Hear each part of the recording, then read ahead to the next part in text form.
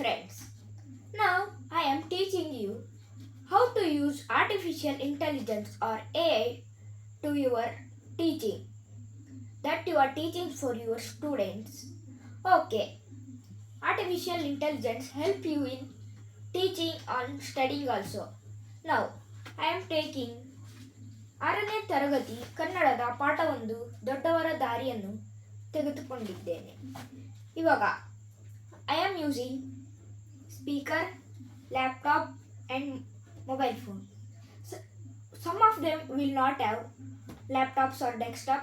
Rather, I will use mobile phone. Okay. First, we have total 3 pages. First is about Dr. Rajendra Prasad. Second page is about Dr. Zakir Hussain. Third page is about Kavi Parichaya, about Begu Ramesh. Okay. Now, first open any AI tool and take a pic of the first page. Okay, now take the pic of second page. Now take the pic of third page. Okay, now I will say read this text in Kannada.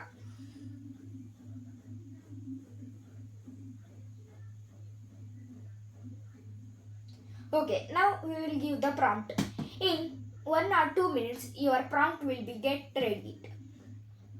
Okay, your prompt has been canned. ನೀಡುತ್ತವೆ. ಅಂಥವರ ಜೀವನದಲ್ಲಿನ ಘಟನೆಗಳನ್ನು ನಮ್ಮ ಜೀವನದ ಬೆಳಕಿನ ಕಿರಣಗಳನ್ನಾಗಿಸಿಕೊಳ್ಳಬೇಕೆಂಬುದು ಇಲ್ಲಿನ ಆಶಯವಾಗಿದೆ. ಡಾ. ರಾಜೇಂದ್ರ ಪ್ರಸಾದ್. ಡಾ. ರಾಜೇಂದ್ರ ಪ್ರಸಾದರು ಭಾರತದ ಪ್ರಥಮ ರಾಷ್ಟ್ರಪತಿಗಳು. ಅತ್ಯಂತ ಉನ್ನತ ಸ್ಥಾನಕ್ಕೇರಿದರೂ ಸರಳ ಜೀವನ ನಡೆಸಿದವರು. ಜನಕ ಮಹಾರಾಜನಂತೆ ಅವರು ಋಷಿ ಸಹಜ ಜೀವನ.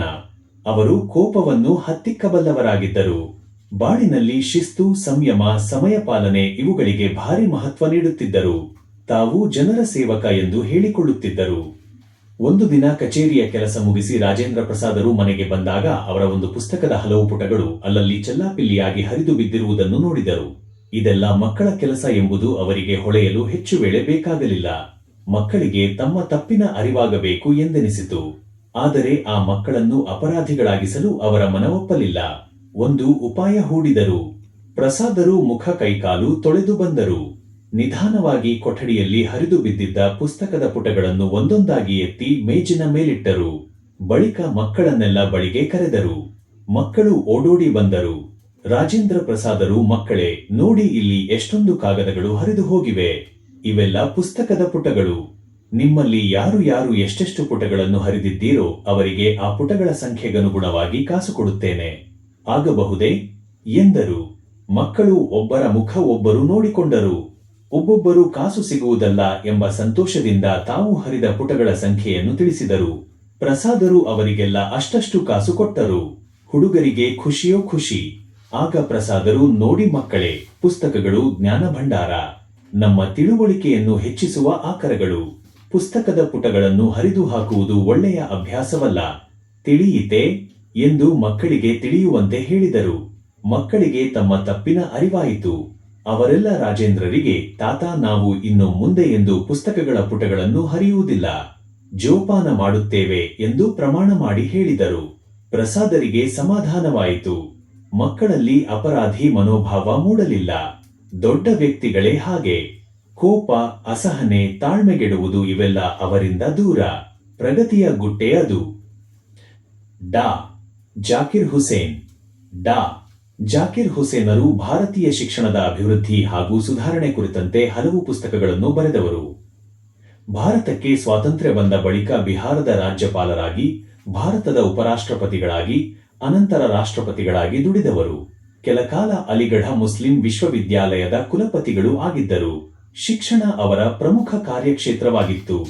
ದೆಹಲಿಯ ಜಾಮಿಯಾ ಮಿಲಿಯಾ ವಿಶ್ವವಿದ್ಯಾಲಯ ಉನ್ನತ ಶಿಕ್ಷಣಕ್ಕೆ ಹೆಸರಾದ ಸಂಸ್ಥೆ. ಅದರ ಸಂಸ್ಥಾಪಕರು ಡಾ. ಜಾಕಿರ್ ಹುಸೇನರು. ಅವರು ತಮ್ಮ ಜೀವನದ ಬಹುಭಾಗವನ್ನು ಆ ವಿಶ್ವವಿದ್ಯಾಲಯದಲ್ಲಿಯೇ ಕಳೆದರೆನ್ನಬಹುದು. ಅಲ್ಲಿನ ಒಂದು ಘಟನೆ ತುಂಬಾ ರೋಚಕವಾಗಿದೆ. ಡಾ. ಜಾಕಿರ್ ಹುಸೇನರು ಶಿಸ್ತು ಮತ್ತು ಶುಚಿಗೆ ಅಪಾರ ಮಹತ್ವ ನೀಡುತ್ತಿದ್ದರು. ಎಲ್ಲ ವಿದ್ಯಾರ್ಥಿಗಳು ಪ್ರತಿನಿತ್ಯ ಶುಚಿಯಾದ ಬಟ್ಟೆಗಳನ್ನು ಧರಿಸಿ ಕಾಲೇಜಿಗೆ ಬರಬೇಕು ಹಾಗೂ ಕಾಲಿಗೆ ಹಾಕಿದ ಬೂಟುಗಳನ್ನು ಚೆನ್ನಾಗಿ ಪಾಲಿಶ್ ಮಾಡಿರಬೇಕು ಎಂದು ಹೇಳುತ್ತಿದ್ದರು. ಆದರೆ ಎಷ್ಟೋ ವಿದ್ಯಾರ್ಥಿಗಳು ಜಾಕಿರ್ ಹುಸೇನರು ಹೇಳಿರುವುದನ್ನು ಸರಿಯಾಗಿ ಪಾಲಿಸುತ್ತಿರಲಿಲ್ಲ. ಇದರಿಂದ ಶಿಸ್ತಿಗೆ ಭಂಗವಾಗುವುದೆಂದು ಹುಸೇನರು ಅಭಿಪ್ರಾಯಪಟ್ಟರು. ವಿದ್ಯಾರ್ಥಿಗಳಿಗೆ ಬುದ್ಧಿ ಕಲಿಸಲು ತಾವೇ ಒಂದು ದಾರಿ ಕಂಡುಕೊಂಡರು. ಒಂದು ದಿನ ವಿಶ್ವವಿದ್ಯಾಲಯದ ಪ್ರವೇಶದ್ವಾರದಲ್ಲಿ ಜಾಕಿರ್ ಹುಸೇನರು ಒಬ್ಬ ಬೂಟ್ ಪಾಲಿಶ್ ಹಾಕುವವನ ವೇಷದಲ್ಲಿ ಕುಳಿತಿದ್ದು ವಿದ್ಯಾರ್ಥಿಗಳ ಗಮನಕ್ಕೆ ಬಂತು. ಕುಲಪತಿಗಳು ಕೈಯಲ್ಲಿ ಪಾಲಿಶ್ ಡಬ್ಬಿ, ಬ್ರಷ್ ಹಿಡಿದು ಕುಳಿತಿದ್ದ ದೃಶ್ಯ ಕಂಡ ವಿದ್ಯಾರ್ಥಿಗಳು ತಮ್ಮ ವರ್ತನೆಗೆ ನಾಚಿದರು. ಒಂದಿಬ್ಬರು ಪಾಲಿಶ್ ಹಾಕಿಕೊಂಡು ಆಗಿತ್ತು. ಅಂದಿನಿಂದ ವಿದ್ಯಾರ್ಥಿಗಳು ನೀಟಾಗಿ ಬಟ್ಟೆ ಧರಿಸಿಕೊಂಡು ಬೂಟುಗಳಿಗೆ ಪಾಲಿಶ್ ಹಾಕಿಕೊಂಡು ಕಾಲೇಜಿಗೆ ಬರತೊಡಗಿದರು. ಇದು ವಿದ್ಯಾರ್ಥಿಗಳ ಬಾಳಿನಲ್ಲಿ ಶಿಸ್ತು ಬೆಳೆಸಿಕೊಳ್ಳಲು ನೆರವಾಯಿತು. ಶಿಸ್ತು ಮೂಡಿಸಿಕೊಳ್ಳು ಇದು ಜಾಕಿರ್ ಹುಸೇನರ ಆದೇಶವಾಗಿತ್ತು. ಕೌಶಲ, ಮಾತನಾಡುವುದು, ಸಾಮರ್ಥ್ಯ, ಸನ್ನಿವೇಶ ಮತ್ತು ಘಟನೆಗಳನ್ನು ಕುರಿತು ನಿಖರವಾಗಿ ಮಾತನಾಡುವುದು. ಕವಿ ಕೃತಿ ಪರಿಚಯ. ಬಿ.ಗೋ. ರಮೇಶ್ ಅವರು 1945 ಆಗಸ್ಟ್ 11 ಮೈಸೂರು ಜಿಲ್ಲೆಯ ಕೃಷ್ಣರಾಜನಗರ ತಾಲೂಕಿನ ದೊಡ್ಡಹನಸೋಗೆ ಗ್ರಾಮದಲ್ಲಿ ಜನಿಸಿದರು. ತಂದೆ ಬಿ.ಎಸ್. ಗೋವಿಂದರಾಜು, ತಾಯಿ ರಾಧಮ್ಮ. ರಮೇಶ್ ಬಿ.ಇ. ಪದವೀಧರರಾಗಿ ಕರ್ನಾಟಕ ವಿದ್ಯುತ್ ನಿಗಮದಲ್ಲಿ ಕಾರ್ಯನಿರ್ವಾಹಕ ಅಭಿಯಂತರರಾಗಿ ಸೇವೆಯಲ್ಲಿದ್ದು ನಿವೃತ್ತರಾಗಿರುವರು. ಪ್ರವೃತ್ತಿಯಿಂದ ಸಾಹಿತಿಗಳಾಗಿರುವ ಇವರು ಉತ್ತಮ ಭಾಷಾಂತರಕಾರರು, ಗಮನಿಸಬಹುದಾದ ಗಮಕಿಗಳೂ ಆಗಿರುವರು. ಕರ್ನಾಟಕ ಗಮಕ ಕಲಾ ಪರಿಷತ್ತಿನ ಅಧ್ಯಕ್ಷರಾಗಿ ಕಾರ್ಯನಿರ್ವಹಿಸಿರುವರು. ಕನ್ನಡದಲ್ಲಿ ವಿವಿಧ ಸಾಹಿತ್ಯ ಪ್ರಕಾರಗಳಲ್ಲಿ ಸುಮಾರು 500 ಪುಸ್ತಕಗಳನ್ನು ರಚಿಸಿರುವರು. ಜೀವನ ಚರಿತ್ರೆ, ವ್ಯಕ್ತಿ ಚಿತ್ರಗಳನ್ನು ಬರೆಯುವುದರಲ್ಲಿ ಸಿದ್ಧಹಸ್ತರು. ವಿಶ್ವವಿಖ್ಯಾತ ಮಹಿಳೆಯರು, ನಮ್ಮ ಗಮಕಿಗಳು, ಕನ್ನಡ ಕವಿರತ್ನತ್ರಯರು, ವಿಜ್ಞಾನಿಗಳ ಹಾಗೂ ದೇಶಭಕ್ತರ ಜೀವನ ಚರಿತ್ರೆಗಳು ಇವರ ಗಮನಾರ್ಹ ಕೃತಿಗಳು. ಶಾಂತಿಪ್ರಿಯ ಅಂಕಿತದಲ್ಲಿ ಇವರು ರಚಿಸಿದ 600 ವಚನಗಳ ಸಂಕಲನ ವಚನಸಾಗರ ಕೃತಿಗೆ ವಚನ ಸಾಹಿತ್ಯ ಅಕಾಡೆಮಿಯ ಪ್ರಶಸ್ತಿ ಬಂದಿರುತ್ತದೆ. Sir MV. ರವರ ಪ್ರಶಸ್ತಿ, ಡೆಪ್ಯೂಟಿ ಚನ್ನಬಸಪ್ಪ ರಾಜ್ಯ ಪ್ರಶಸ್ತಿ ಮೊದಲಾದ ಪ್ರಶಸ್ತಿಗಳು ಸಂದಿವೆ. ಪ್ರಸ್ತುತ ಪಠ್ಯಭಾಗವನ್ನು ಇವರ ಪ್ರಸಿದ್ಧ ವ್ಯಕ್ತಿಗಳ ಬಾಳಿನಲ್ಲಿ ಒಂದು ಘಟನೆ ಕೃತಿಯಿಂದ ಆಯ್ದುಕೊಳ್ಳಲಾಗಿದೆ. ಓಕೆ, ಇವಾಗ ಇದನ್ನ ಡ್ರಾಮಾ ಸ್ಟೈಲಾಗಿ ಕೇಳ್ತೀರಾ. ಒಬ್ಬೊಬ್ಬರು ಟೀಚರ್ಸ್ ಅವರ ಸ್ಟೂಡೆಂಟ್ಸಿಗೆ ಡ್ರಾಮಾ ಮಾಡಿಸೋದೆ ಅಂತ ಯೋಚಿಸುತ್ತಾರೆ. ಆವಾಗ ಅವರು ChatGPT ಅಥವಾ ಎನಿ AI ಟೂಲ್ ಇಂದ ಹೇಳ್ಬೋದು. ಇವಾಗ ನಾನು ಗಿವ್ ಇನ್ ಡ್ರಾಮಾ ಸ್ಟೈಲ್ ಅಥವಾ ಗಿವ್ ಡ್ರಾಮಾ ಡೈಲಾಗ್ಸ್ ಅಂತ ಹೇಳ್ತೀನಿ.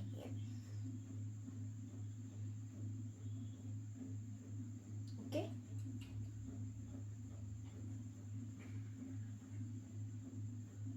ಓಕೆ ಕೊಟ್ಟಿದ್ದೀನಿ. Just one or 2 minutes. Now it came. ಇಲ್ಲಿ ಕೊಟ್ಟಿರುವ ದೊಡ್ಡವರ ದಾರಿ ಪಠ್ಯದ 2 ಪ್ರಸಂಗಗಳನ್ನು ನಾಟಕ ಶೈಲಿಯಲ್ಲಿ ಸಂಭಾಷಣೆಯ ರೂಪದಲ್ಲಿ ನೀಡಲಾಗಿದೆ. ರಂಗರೂಪ ದೊಡ್ಡವರ ದಾರಿ. ಪ್ರಸಂಗ 1. ಪುಸ್ತಕದ ಪುಟಗಳು ಮತ್ತು ಮಕ್ಕಳ ಪಾಠ. ಪಾತ್ರಗಳು: ಡಾ. ರಾಜೇಂದ್ರ ಪ್ರಸಾದ್, ಭಾರತದ ಪ್ರಥಮ ರಾಷ್ಟ್ರಪತಿ, ಸರಳ ಹಾಗೂ ಶಾಂತ ಸ್ವಭಾವದವರು. ಮಕ್ಕಳು: ದೃಶ್ಯ ಪ್ರಾರಂಭ. ರಾಜೇಂದ್ರ ಪ್ರಸಾದ್ ಅವರು ಕಚೇರಿಯ ಕೆಲಸ ಮುಗಿಸಿ ಮನೆಗೆ ತಲುಪುತ್ತಾರೆ. ಕೊಠಡಿಯೊಳಗೆ ಬಂದಾಗ ಪುಸ್ತಕದ ಪುಟಗಳು ಹರಿದು ಅಲ್ಲಲ್ಲಿ ಚೆಲ್ಲಾಪಿಲ್ಲಿಯಾಗಿ ಬಿದ್ದಿರುವುದನ್ನು ಕಾಣುತ್ತಾರೆ. ಸ್ವಲ್ಪ ಹೊತ್ತು ಯೋಚಿಸಿ ಉಪಾಯವೊಂದನ್ನು ಹೂಡುತ್ತಾರೆ. ಮುಖ, ಕೈ, ಕಾಲು ತೊಳೆದುಕೊಂಡು ಬಂದು ಪುಟಗಳನ್ನು ಎತ್ತಿ ಮೇಜಿನ ಮೇಲಿಟ್ಟು ಮಕ್ಕಳನ್ನು ಕರೆಯುತ್ತಾರೆ. ರಾಜೇಂದ್ರ ಪ್ರಸಾದ್ ಮಕ್ಕಳನ್ನು ಪ್ರೀತಿಯಿಂದ ಕರೆಯುತ್ತಾ, ಮಕ್ಕಳೇ, ಎಲ್ಲರೂ ಒಮ್ಮೆ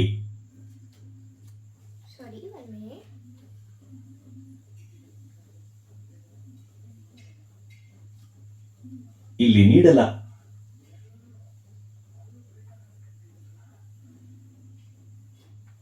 ಇಲ್ಲಿ ಕೊಟ್ಟಿರುವ ದೊಡ್ಡವರ ದಾರಿ ಪಠ್ಯದ 2 ಪ್ರಸಂಗಗಳನ್ನು ನಾಟಕ ಶೈಲಿಯಲ್ಲಿ ಸಂಭಾಷಣೆಯ ರೂಪದಲ್ಲಿ ನೀಡಲಾಗಿದೆ.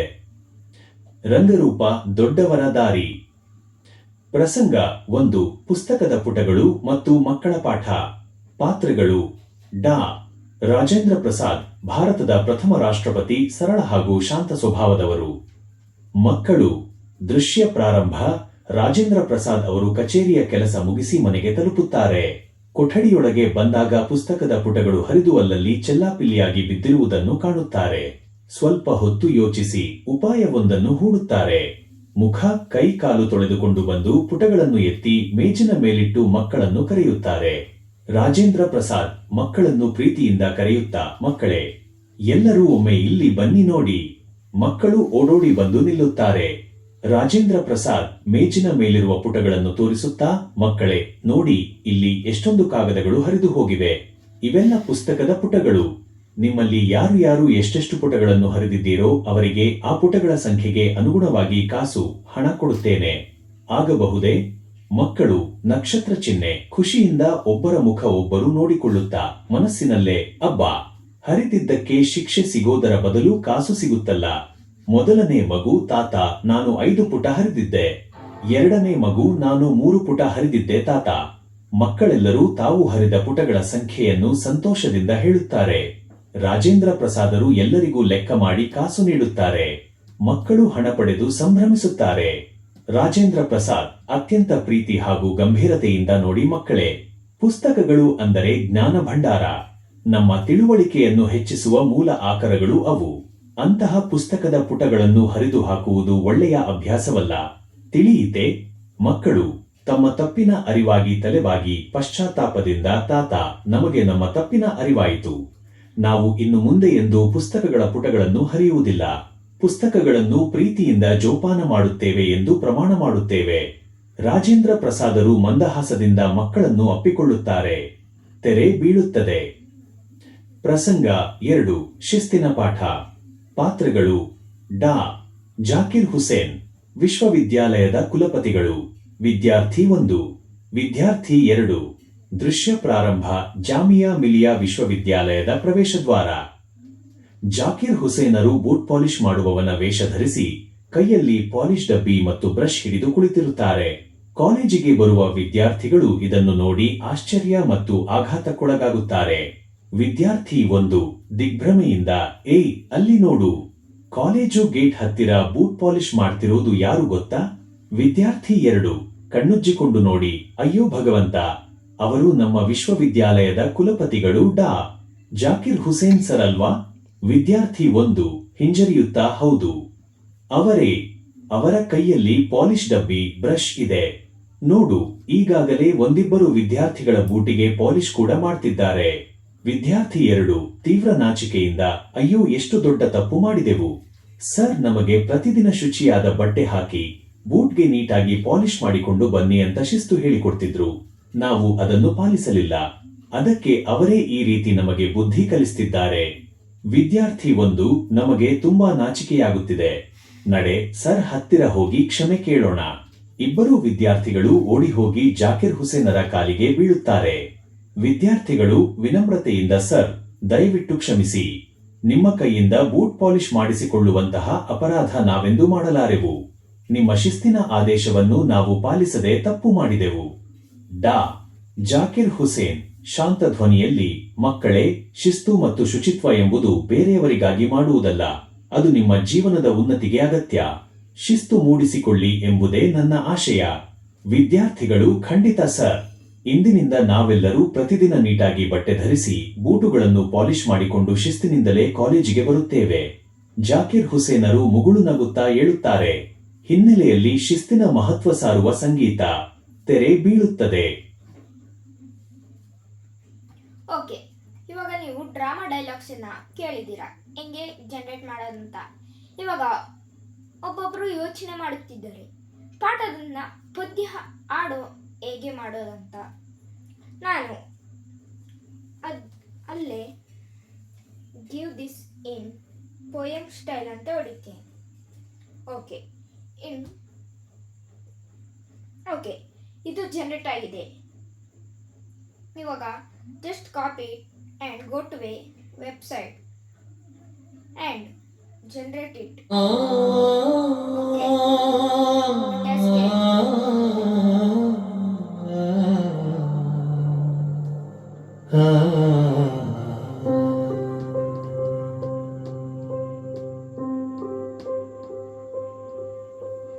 ದೇಶದ ಪ್ರಥಮ ರಾಷ್ಟ್ರಪತಿಯಾದರು ಪ್ರಸಾದರು. ಋಷಿಯಂತೆ ಸರಳವಾಗಿ ಬಾಳಿ ಮೆರೆದರು. ತಾಳೆ ಶಿಸ್ತು ಸಮಯ ಪಾಲನೆ ಅವರ ಜೀವಾಳ. ಜನರ ಸೇವೆಯಲ್ಲೇ ಕಂಡರು ಸುಖದ ಅಲೆಗಳ.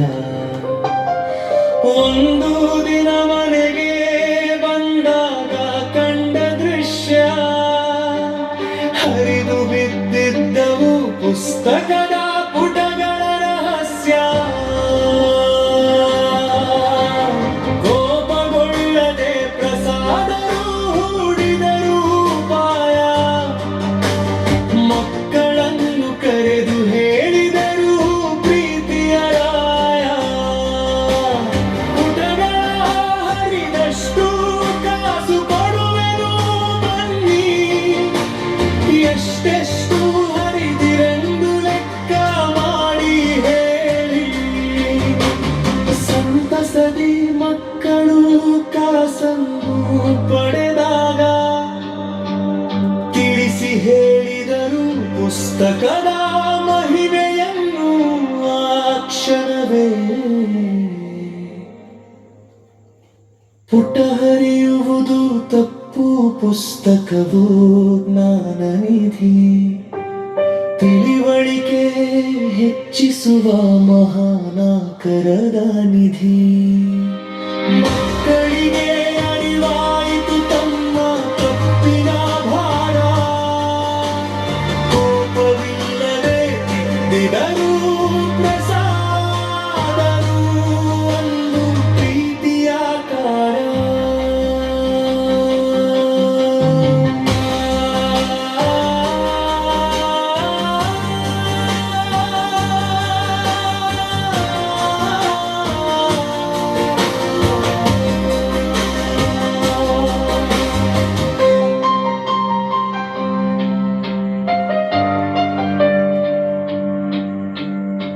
ಓಕೆ, ಇವಾಗ ಇದು ಪದ್ಯದ ಹಾಡು. Okay, thank you everyone.